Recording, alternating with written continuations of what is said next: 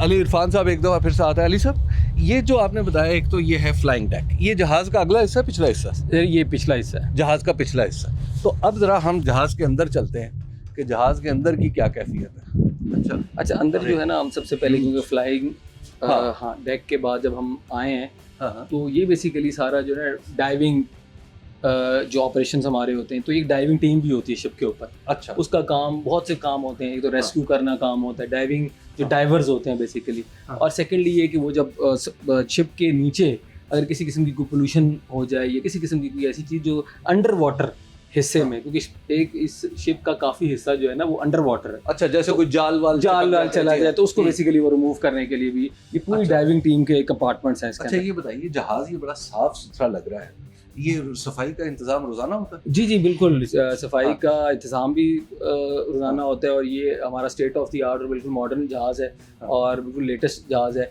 और अदरवाइज भी आप देखें कि इसमें सफाई का इंतजाम किया जा रहा है। अब ये देखिए, ये रेड कलर का जो भी आपको बॉक्सेस नजर आएंगे ना, और ये कई जगह नजर आते हैं। हाँ, कई जगहों पे नजर आएंगे। ये रेड वाले जो बॉक्सेस हैं, ये बेसिकली हमारे फायर सिस्टम है यहाँ पे ना। अच्छा। तो इसको हमने सामने वहाँ पे रखा हुआ है कि ताकि जगह जगह के ऊपर आपको शिप पे नजर आएंगे कि हम। अच्छा, ये बड़ी बड़ी केबल्स हैं या रस्से हैं, ये क्या है? ये सर, ये जो केबल्स हैं बेसिकली, और इसका पर्पस ये है कि जब जहाज अलॉन्ग साइड होता है, इसका मतलब कहने का कि जब खुश्की के ऊपर होता है, जैसे कराची है, गवादर है, और हमारा या किसी भी इंटरनेशनल जगह पर भी, तो फिर हम जो डीजल जनरेटर हैं शिप के, उसके बजाय हम शोर की जो बिजली है, यानी कि जो ज़मीन से जो बिजली आ रही है, मतलब अगर कराची में खड़े हैं तो ऐसी की, हाँ बिल्कुल ऐसे, ठीक है। तो उस बिजली को हासिल करने के लिए ये जो है हमारी इस्तेमाल। अच्छा, ये फिर केबल्स? जी केबल्स उसके लिए इस्तेमाल हो। अच्छा, ये तो हो गई केबल्स।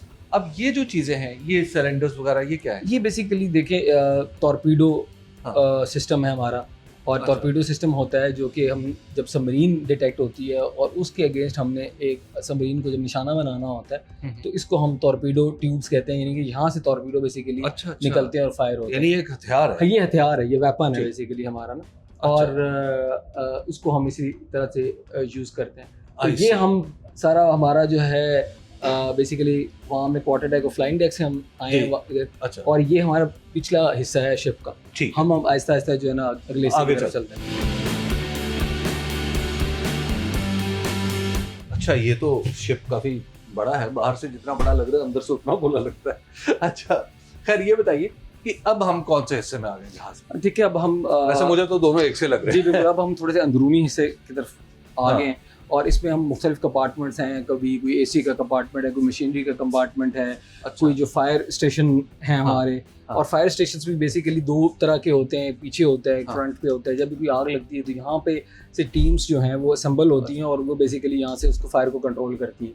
तो अब हम ऐसी टीम जहाज के ऊपर मौजूद होती है जो आग बुझाना जिसका काम हो, स्पेशलाइज्ड, उसको पता हो? जी बिल्कुल ऐसे ही है, और ये हर रोज़ जो है वो उसकी एक्सरसाइज भी करते हैं। और ये देखें ना, अब जगह जगह जो इक्विपमेंट लगे, अब ये इक्विपमेंट जो है ऐसा है कि 15 मिनट के टाइम तक के लिए अगर किसी को सांस लेना हो, ब्रीदिंग ऑपरेटर्स है ये, तो वो आग के दौरान आपको पता है धुआं इकट्ठा हो जाता है, ब्रीदिंग में प्रॉब्लम्स होती हैं, तो जो फायर फाइटिंग कर रहे होते हैं वो ये पहन लेते हैं और 15 मिनट या उससे ज़्यादा टाइम के लिए वो बेसिकली फायर फाइट कर सकते हैं। इसी तरह ये मुख्तलिफ कंपार्टमेंट्स हैं, इसके अंदर रिहाइश है, और खाने का इंतज़ाम है, जो हमारे सेलर्स हमारे साथ होते हैं। और 270 से लेके 300 अफराद का आपको पता है क्रू होता है मुख्तलिफ शिप्स के रोल्स के मुताबिक। और तो ये, और बाकी ये टीपू सुल्तान का आप देखें मोनोग्राम भी है ये। रिहाइश का कमरा आप दिखाया कि? अच्छा, रिहाइश के कमरे से पहले अभी भी मैंने आपको दिखाया था, ये फेथ, करेज, कैरेक्टर और कमिटमेंट नेवी, पाकिस्तान नेवी के 4 ऐसे आइडियोलॉजिकल फ्रेमवर्क हैं और हमारी वो वैल्यूज़ हैं जिसके ऊपर हमने बेसिकली अपने हर जवान को और एक हर अफसर को बेसिकली ट्रेन किया हुआ है। यानी कि उसके पास फेथ भी होना चाहिए, फिर करेज भी हो, कैरेक्टर भी हो, और फिर कमिटमेंट भी हो।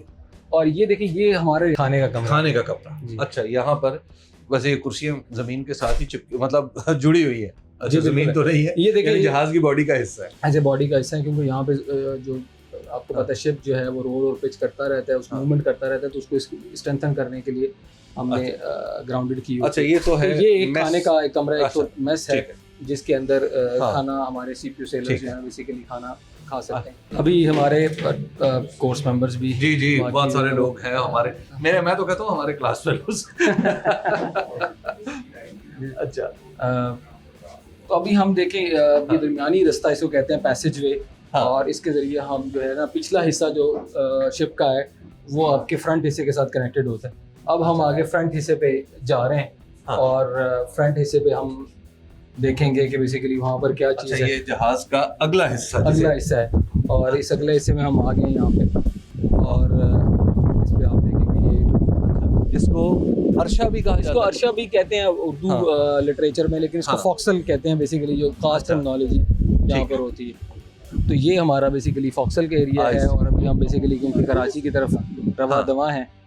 हमारा सफर इख्तिताम के करीब है और आज का दिन यानी 30 नवंबर का दिन समंदर के लिए रखा गया था, और समंदर को हमने अंदर से भी देखा, अंदर से गहराई से नहीं, लेकिन जब आप खुश्की से दूर चले जाते हैं तो उसे कहते हैं कि मिडल ऑफ नोवेयर यानी मिडल ऑफ द सी। तो वो भी जगह हमने देखी जहाँ दूर दूर तक ज़मीन नज़र नहीं आती, बस एक उफुक है जो जितना आप आगे बढ़ते चले जाते हैं तो उतना ही आगे बढ़ता चला जाता है।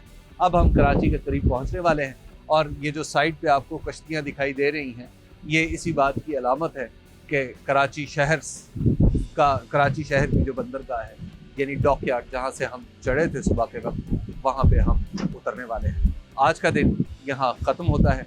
कल की मसरूफियात और कल जो कुछ होगा वो एक नई कहानी है। कल के सफ़र में फ़िज़ाई सफ़र भी शामिल है, और एक दो जगह और भी ऐसी हैं जो पहले मैंने तो कम से कम नहीं देखी, और कोशिश ये करूँगा कि आपको भी दिखाऊँ। शुक्रिया।